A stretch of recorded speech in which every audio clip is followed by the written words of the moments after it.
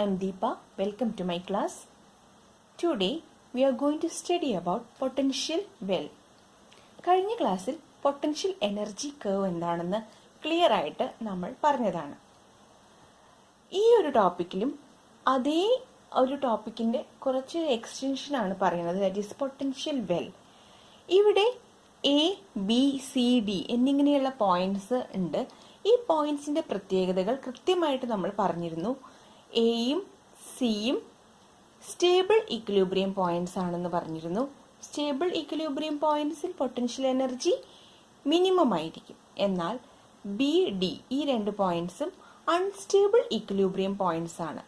Unstable equilibrium പോയിന്റ്സിൽ potential energy maximum ആയിരിക്കും. നമ്മൾ സ്റ്റേബിൾ ഈക്വിലിബ്രിയം പോയിന്റായി എ കൺസിഡർ ചെയ്യുകയാണ്. ഈ ഒരു പോയിന്റിൽ ഒരു പാർട്ടിക്കിൾ പ്ലേസ് ചെയ്തതായിട്ട് ഇമാജിൻ ചെയ്യുന്നു. അതായത് consider A particle placed at the point A. If the particle displaced from the point A by giving some energy, so that the total energy E of the particle becomes more than the minimum value of the potential energy U0.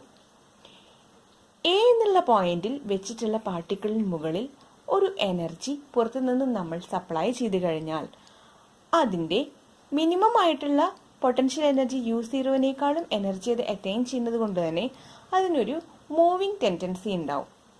അങ്ങനെ move ചെയ്യുന്ന കേസാണ് ഇവിടെ പറയുന്നത്. പക്ഷേ motion സംഭവിച്ചാലും അതിൻ്റെ total energy that is E is equal to K+U will remain constant. ഇങ്ങനെ പുറത്തുനിന്നും അപ്ലൈ ചെയ്ത എനർജിയുടെ ഫലമായിട്ട് ഈ പാർട്ടിക്കിൾ മൂവ് ചെയ്ത് P എന്നുള്ള പോയിന്റിൽ എത്തിയതായിട്ട് കൺസിഡർ ചെയ്യുക. ഈ P എന്നുള്ള പോയിന്റിന്റെ പ്രത്യേകത എന്താണെന്ന് വെച്ചിട്ടുണ്ടെങ്കിൽ GA എന്നുള്ള കർവിൽ വരുന്ന പോയിന്റാണ് P. അവിടെ ഫോഴ്സ് എപ്പോഴും ആക്ട് ചെയ്യുക റൈറ്റ് സൈഡിലേക്കായിരിക്കും. അതുകൊണ്ട് തന്നെ ഇവിടെ എത്തിയ പാർട്ടിക്കിൾ തിരിച്ച് എയിലേക്ക് മൂവ് ചെയ്യാനുള്ള ഒരു ശ്രമം നടത്തും. That is, at the point P, the force acting on the particle is towards right. At this position, the particle experiences a force F is equal to minus du by dx and moves towards the point A. During this motion, the potential energy of the particle decreases while kinetic energy of the particle increases, since the total energy is a constant. Total energy E എന്ന് പറയുന്നത് എപ്പോഴും constant ആയി, കാരണം ഈ particle ഇവിടുന്ന് ഇങ്ങോട്ട് വന്ന് തിരിച്ചു വരുന്ന സമയത്ത് പൊട്ടൻഷ്യൽ എനർജി ഡിക്രീസ് ചെയ്യുന്ന സമയത്ത് കൈനറ്റിക് എനർജി ഇൻക്രീസ് ചെയ്തിട്ടുണ്ടാവും. സോ ഇവിടെ പറയുന്നത് എത്രത്തോളം ഡിക്രീസ് പൊട്ടൻഷ്യൽ എനർജിയിൽ ഉണ്ടാവുന്നു അത്രത്തോളം ഇൻക്രീസ് കൈനറ്റിക് എനർജിയിൽ ഉണ്ടാവും എന്നുള്ളതാണ്. കാരണം ടോട്ടൽ എനർജി കോൺസ്റ്റന്റ് ആണ്. അപ്പോൾ പൊട്ടൻഷ്യൽ എനർജിയും കൈനറ്റിക് എനർജിയും പരസ്പരം ബാലൻസ് ചെയ്തിട്ടാണ് പോകുന്നത്. At the point A, the particle possesses minimum potential energy U0 and maximum kinetic energy. Because of the kinetic energy possessed by the particle at the position A, it moves towards Q. During its motion from the point A to Q, its potential energy increases at the expense of kinetic energy. When it reached the point Q, the particle attains again maximum potential energy.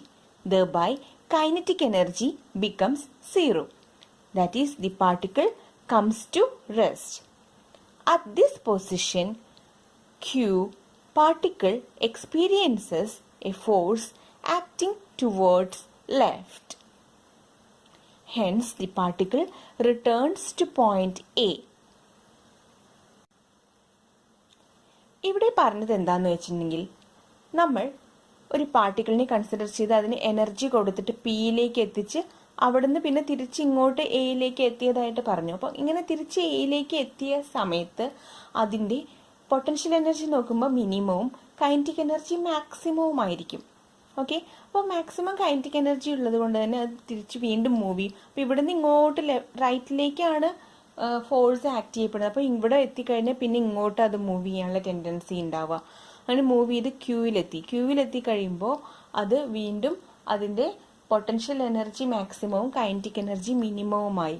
Potential energy maximum പറഞ്ഞാൽ അത് ഇവിടെ എത്തുമ്പോൾ റെസ്റ്റിലായി എന്നാണ് അർത്ഥം. Okay, അപ്പോൾ ഇവിടെ എത്തിക്കഴിഞ്ഞു കഴിഞ്ഞാൽ പിന്നെ അത് ഇവിടെ ആക്ട് ചെയ്യപ്പെടുന്ന ഫോഴ്സ് ലെഫ്റ്റിലേക്ക് ആയതുകൊണ്ട് ഇവിടെ നിന്ന് ഇങ്ങോട്ട് വരാനുള്ള ടെൻഡൻസി കാണിക്കും. The process repeats. Thus, the particle executes to and fro motion between the points P and Q about the point of stable equilibrium A with a definite time period of capital T. The region between the points P and Q is called bounded region or potential well.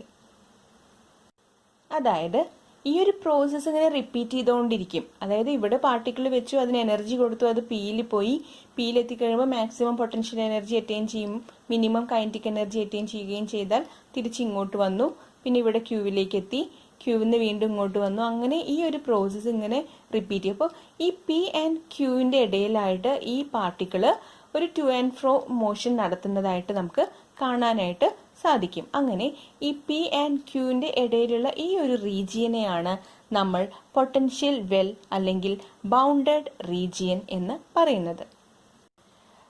The difference of potential energy corresponding to top and bottom of the potential well is the binding energy for that potential well.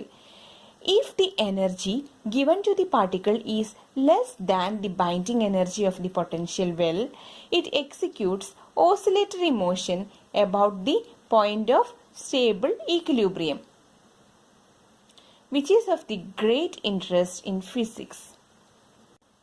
If the energy given to the particle is greater than the binding energy, the particle will escape from the potential well. അതായത് ഇത് നമ്മൾ ആ potential വെല്ലിനെ ഒന്ന് വലുതാക്കിയിട്ട് വരച്ചതാണ്. ഈ potential വെല്ലിൻ്റെ ടോപ്പും ബോട്ടവും തമ്മിലുള്ള ഈ difference ആണ് നമ്മളിവിടെ അതിൻ്റെ ബൈൻഡിങ് എനർജി ആയിട്ട് പറയുന്നത്. ഓക്കെ, അപ്പോൾ ഈ ബൈൻഡിങ് എനർജി എന്ന് പറഞ്ഞാൽ ഇതിനുള്ളിൽ ഈ പാർട്ടിക്കിളിനെ ടു ആൻഡ് ഫ്രോ മോഷന് വിധേയമാക്കാൻ വേണ്ട ബൈൻഡിങ് എനർജി. അതായത് ഈ ബൈൻഡിങ് എനർജിയേക്കാളും കുറഞ്ഞ എനർജിയാണ് ഈ പാർട്ടിക്കിളിന് ഇവിടെ നമ്മൾ അപ്ലൈ ചെയ്ത് കൊടുക്കുന്നതെങ്കിൽ ഇത് ഈ ഒരു വെല്ലിനുള്ളിൽ ഇങ്ങനെ ടു ആൻഡ് ഫ്രോ മോഷൻ നടത്തിക്കൊണ്ടേയിരിക്കും. ഓക്കെ, ഓസിലേറ്ററി മോഷൻ നടത്തിക്കൊണ്ടേയിരിക്കും. എന്നാൽ നമ്മൾ പുറത്തുനിന്ന് കൊടുക്കുന്ന എനർജി, പാർട്ടിക്കിളിന് കൊടുക്കുന്ന എനർജി ഈ ഒരു ബൈൻഡിങ് എനർജിയേക്കാളും, അതായത് ഈ ഒരു ഡിഫറൻസ് ഇല്ലേ, ഈ ഒരു ഡിഫറൻസിനേക്കാളും കൂടിയ എനർജി ആണെങ്കിൽ ആ പാർട്ടിക്കിൾ ഇതിൽ നിന്നും എസ്കേപ്പ് ആയിട്ട് പുറത്തു പോകും. അപ്പോൾ ഇത്രയാണ് പൊട്ടൻഷ്യൽ വെല്ലിനെ കുറിച്ചിട്ട് പറയാനുള്ളത്. അപ്പോൾ പൊട്ടൻഷ്യൽ വെൽ എന്താണെന്ന് നമ്മൾ പറഞ്ഞു കഴിഞ്ഞു. പൊട്ടൻഷ്യൽ വെൽ എന്ന് പറഞ്ഞാൽ പൊട്ടൻഷ്യൽ എനർജി കേർവിൻ്റെ ഒരു ഭാഗം തന്നെയാണ്. അതിനെ ഒന്ന് ഡീറ്റെയിൽ ആയിട്ട് പറഞ്ഞു എന്ന് മാത്രം. ഇവിടെ ഇപ്പോൾ ഈ ഒരു റീജിയനാണ് നമ്മൾ പൊട്ടൻഷ്യൽ വെല്ലായിട്ട് എടുത്തിരിക്കുന്നത്. ഇവിടെ പി ക്യൂ എന്നിങ്ങനെയുള്ള രണ്ട് പോയിന്റ്സും കൺസിഡർ ചെയ്തിട്ടാണ് ഇത് എക്സ്പ്ലെയിൻ ചെയ്തിരിക്കുന്നത്. ഇതുപോലെ ബി സി ഡി ഈ ഒരു ഭാഗത്തും പൊട്ടൻഷ്യൽ വെല്ലുണ്ട്. ഇവിടെയും നമുക്ക് പാർട്ടിക്കിളിനെ വെച്ചിട്ട് ഇതേപോലെ തന്നെ ഇവിടെയും നമുക്ക് സ്റ്റഡി ചെയ്യാവുന്നതാണ്. അപ്പോൾ ഇത്രയാണ് പൊട്ടൻഷ്യൽ വെൽ.